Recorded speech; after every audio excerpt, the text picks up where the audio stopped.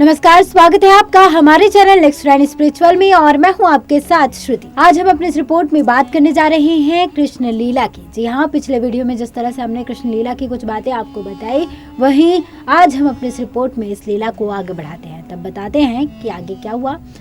तब अक्रूर जी कहते हैं कि मैं भी ये बात वर्षों से जानता था और आपको बताना भी चाहता था भाभी कि कृष्णा के साथ इतना मोह मत बढ़ाइए, परंतु कुमार वसुदेव जी ने हर बार मना कर दिया मुझे। तब यशोदा कहती हैं, इतने वर्षों तक चुप रहे, फिर आज ही यह खुलासा क्यों किया।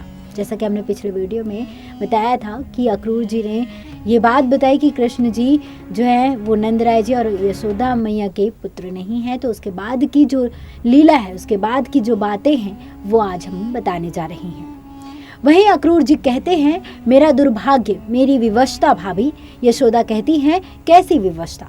तब अक्रूर जी कहते हैं कि देव की भाभी की आज्ञा आप नहीं समझ सकती कि इस आज्ञा का पालन करने में मेरे दिल पर कितनी छुरियां चल रही हैं। इस रहस्य को छुपाने के लिए बेचारी ने कितने वर्ष कारावास की यातना सही, परंतु मुंह नहीं खोला। लेकिन कंस ने वसुदेव जी को कुएं में लटका कर उन्हें विवश कर दिया और बताया कि कृष्ण ही उनकी 8वीं संतान है, जिसकी उस हत्यारे कंस को आज तक तलाश है।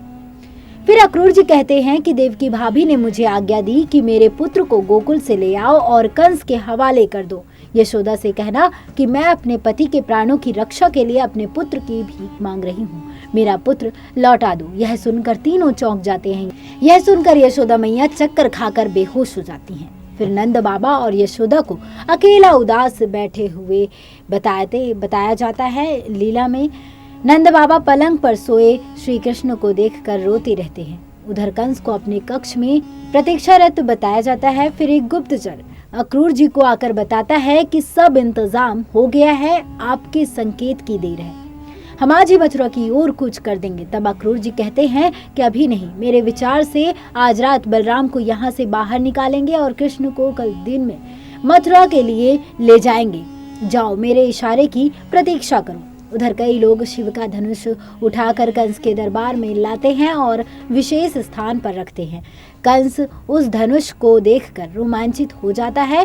कंस उस धनुष को प्रणाम करता है। कंस कहता है कि यह धनुष यज्ञ के पूरा होने से पहले टूट गया तो यह अपशगुन यजमान की मृत्यु का सूचक होगा। अतः इस धनुष के चारों ओर हमारे चुने हुए सैनिकों का कड़ा पहरा लगा दो ताकि कोई भी इसके निकट न जा सके। इधर अक्रूर जी कहते हैं कि देव की भाभी ने कंस के सामने यह स्वीकार करके कि कृष्ण उनका पुत्र है, हमारी जीत को हार में बदल दिया है। अब समस्या ये है कि राजकुमार कृष्ण के प्राण उस क्रूर आतताई के हाथों से कैसे बचाएं।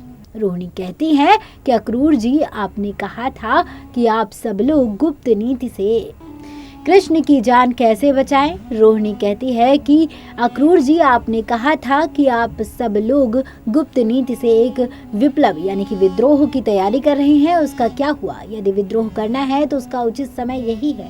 अक्रूर जी बताते हैं कि अभी हम उस विद्रोह के लिए तैयार नहीं हैं, क्योंकि हम बलराम और कृष्ण को युद्ध नीति सिखाकर उन्हें युद्ध में पारंगत करना चाहते थे और उस समय तक कंस यह नहीं जानता था कि कृष्ण वास्तव में किसका पुत्र है। लेकिन अब पासा पलट गया है।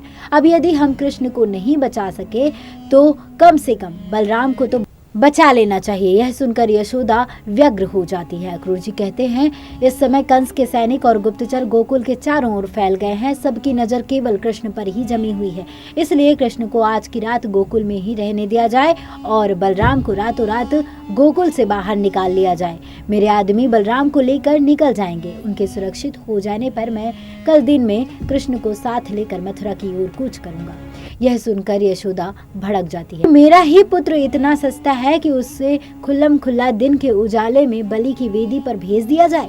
उसके लिए आपने रात में भागने का कोई तरीका नहीं सोचा। कोई बात नहीं, मैं उसकी रक्षा करूंगी। मैं स्वयं भेष बदलकर रातों रात उसे नदी के रास्ते से निकालकर कहीं ले जाऊंगी। अक्रूर जी कहते हैं, भाभी भगवान के लिए समझने की कोशिश कीजिए।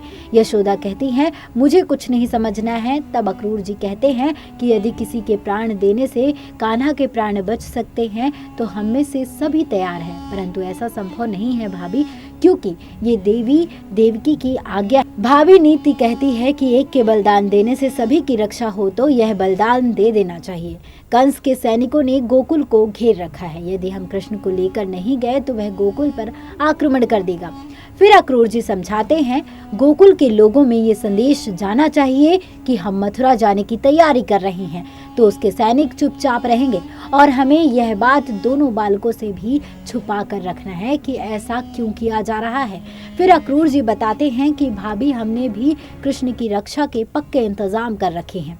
विश्वास रखिए भाभी, कृष्ण के ऊपर कोई भी आंच आने से पहले स्वयं अक्रूर मर चुका होगा। यह सुनकर तीनों फिर चौंक जाते हैं। यशोदा रोती रहती है। उधर गांव के घर घर में यह चर्चा चल पड़ती है कि कान्हा मथुरा में कंस का उत्सव देखने जा रहा है, और ये भी चर्चा चल पड़ती है कि कृष्ण यशोदा का पुत्र नहीं है, वह तो देवकी का पुत्र है। यह खबर तेजी से फैल जाती है कि श्री कृष्ण यशोदा का नहीं बल्कि देवकी का 8वां पुत्र है, जिसे कंस से बचाने के लिए रातों रात वसुदेव जी गोकुल छोड़ आए थे।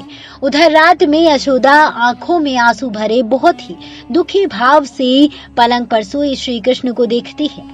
उसे श्री कृष्ण के साथ अब तक बिताए दिनों की याद आती है और फिर वहां से लौटकर अपने कक्ष में चली जाती है। दूसरी ओर रोहिणी जाकर बलराम को उठाती है। बलराम कहते हैं कि क्या प्रभात हो गई है? रोहिणी कहती है, नहीं, अभी आधी रात है, तुम जल्दी उठो, तुम्हें यहाँ से जाना होगा अक्रूर जी के साथ। बलराम पूछते हैं, पर कहाँ? रोहिणी कहती है, अक्रूर जी तुम्हें रास्ते में सब बता देंगे, अब जल्दी उठो।